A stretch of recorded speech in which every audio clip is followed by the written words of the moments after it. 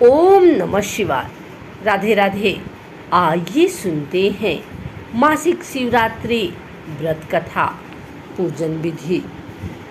वैसे तो साल में एक बार महाशिवरात्रि का व्रत आता है और उसे बड़ी धूमधाम के साथ मनाया जाता है, लेकिन हिंदी कैलेंडर के अनुसार प्रत्येक माह के कृष्ण पक्ष की चतुर्दशी तिथि के दिन मासिक शिवरात्रि मनाई जाती है। इस दिन व्रत उपवास रख भगवान शिव को प्रसन्न किया जाता है और रुद्राभिषेक की भी परंपरा है। जिस तरह सोमवार के दिन भोलेनाथ का विधि विधान से पूजा होती है, बिल्कुल उसी प्रकार मासिक शिवरात्रि का भी महत्व है। मासिक शिवरात्रि मनाई जा रही है। अगर आप भी व्रत रख रहे हैं तो पूजा के बाद यह व्रत कथा जरूर सुने। शिव पुराण के अनुसार प्राचीन काल में चित्रभानु नामक एक शिकारी था। जानवरों की हत्या करके वह अपने परिवार को पालता था। वह एक साहूकार का कर्जदार था, लेकिन उसका ऋण समय पर न चुका सका। क्रोधित साहूकार ने शिकारी को शिवमठ में बंदी बना लिया। संयोग से उस दिन शिवरात्रि थी। साहूकार के घर पूजा हो रही थी तो शिकारी ध्यान मग्न होकर शिव संबंधी धार्मिक बातें सुनता रहा। चतुर्दशी को उसने शिवरात्रि व्रत की कथा भी सुनी। शाम होते ही साहूकार ने उसे अपने पास बुलाया और ऋण चुकाने के विषय में बात की। शिकारी अगले दिन सारा ऋण लौटा देने का वचन देकर बंधन से छूट गया। अपनी दिनचर्या की भांति वह जंगल में शिकार के लिए निकला, लेकिन दिन भर बंदी गृह में रहने के कारण भूख प्यास से व्याकुल था। शिकार खोजता हुआ वह बहुत दूर निकल गया। जब अंधेरा हो गया तो उसने विचार किया कि रात जंगल में ही बितानी पड़ेगी। वह वन एक तालाब के किनारे एक बेल के पेड़ पर चढ़कर रात बीतने का इंतजार करने लगा।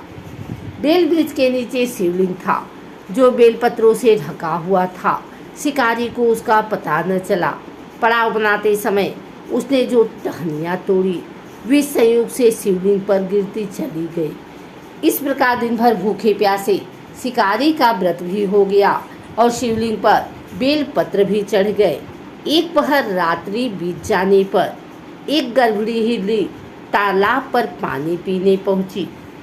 शिकारी ने धनुष पर तीर चढ़ाकर ज्यों ही प्रत्यंचा खींची, हिरनी बोली, मैं गर्भवती हूँ और शीघ्र ही प्रसव करूँगी। तुम एक साथ दो जीवों की हत्या करोगे, जो ठीक नहीं है। मैं बच्चे को जन्म देकर शीघ्र ही तुम्हारे समक्ष प्रस्तुत हो जाऊँगी, तब मार लेना। शिकारी ने प्रत्यंचा ढीली कर दी और हिरनी जंगली झाड़ियों में लुप्त हो गई। प्रत्यंचा चढ़ाने तथा ढीली करने के वक्त कुछ बेलपत्र अनायास ही टूटकर शिवलिंग पर गिर गए। इस प्रकार उसे अनजाने में ही प्रथम प्रहर की पूजा भी संपन्न हो गई। कुछ ही देर बाद एक और हिरनी उधर से निकली। शिकारी की प्रसन्नता का ठिकाना न रहा। समीप आने पर उसने धनुष पर बाण चढ़ाया। तब उसे देख हिरनी ने विनम्रतापूर्वक निवेदन किया, हे शिकारी, मैं थोड़ी देर पहले ऋतु से निवृत्त हुई हूँ। कामातुर विरहिणी हूँ। अपने प्रिय की खोज में भटक रही हूँ। मैं अपने पति से मिलकर शीघ्र ही तुम्हारे पास आ जाऊँगी। शिकारी ने उसे भी जाने दिया। 2 बार शिकार को खोकर उसका माथा ठनका। वह चिंता में पड़ गया। रात्रि का आखिरी पहर बीत रहा था। इस बार भी धनुष से लगकर कुछ बेलपत्र शिवलिंग पर जा गिरे तथा दूसरे प्रहर का पूजन भी संपन्न हो गए। तभी एक अन्य हिरनी अपने बच्चे के साथ उधर से निकली। शिकारी के लिए यह स्वर्णिम अवसर था। उसने धनुष पर तीर चढ़ाने में देर नहीं लगाई। वह तीर छोड़ने ही वाला था कि हिरनी बोली, हे शिकारी, मैं इन बच्चों को इनके पिता के हवाले करके लौट आऊँगी। इस समय मुझे मत मारो। शिकारी हंसा और बोला, सामने आए शिकार को छोड़ दूँ? मैं ऐसा मूर्ख नहीं।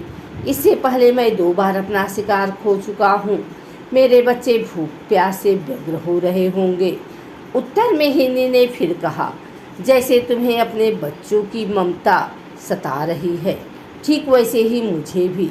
हे शिकारी, मेरा विश्वास करो, मैं इन्हें इनके पिता के पास छोड़कर तुरंत लौटने की प्रतिज्ञा करती हूँ।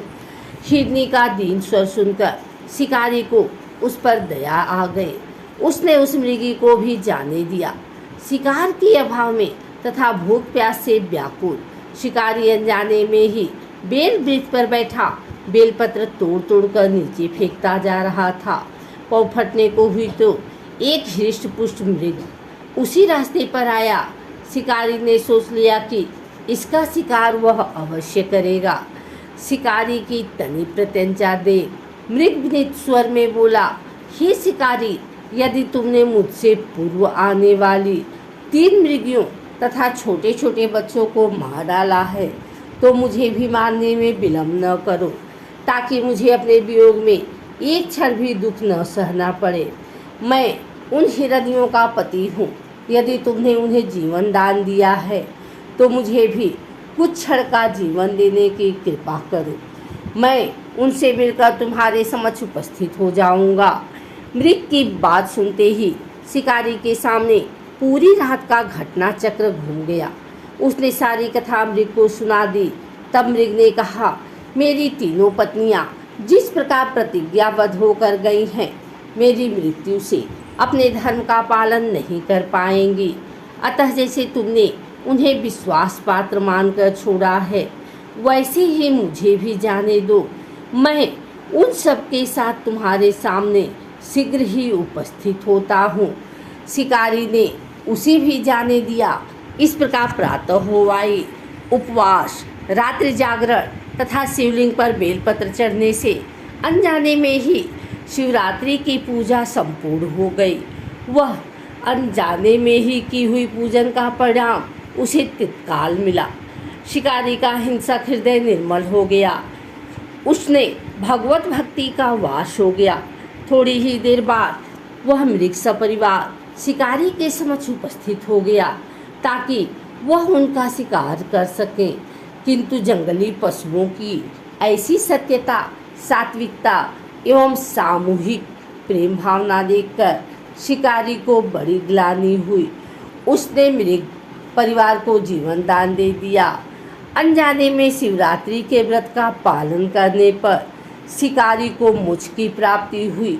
जब मृत्यु काल में यमदूत उसके जीव को लेने आए तो शिवगणों ने उन्हें वापस भेज दिया तथा शिकारी को शिवलोक ले गए। शिव जी की कृपा से ही अपने इस जन्म में राजा चित्रभानु अपने पिछले जन्म को याद रख पाए तथा महाशिवरात्रि के महत्व को जानकर उसका अगले जन्म में भी पालन कर पाए। अगर आपको हमारी वीडियो अच्छी लगी हो तो इसे लाइक करें, कमेंट करें, शेयर करें। हमारे चैनल को सब्सक्राइब करके बेल नोटिफिकेशन ऑल पर सेट कर लें ताकि आगे आने वाली वीडियो सबसे पहले आप तक पहुंच सके। धन्यवाद।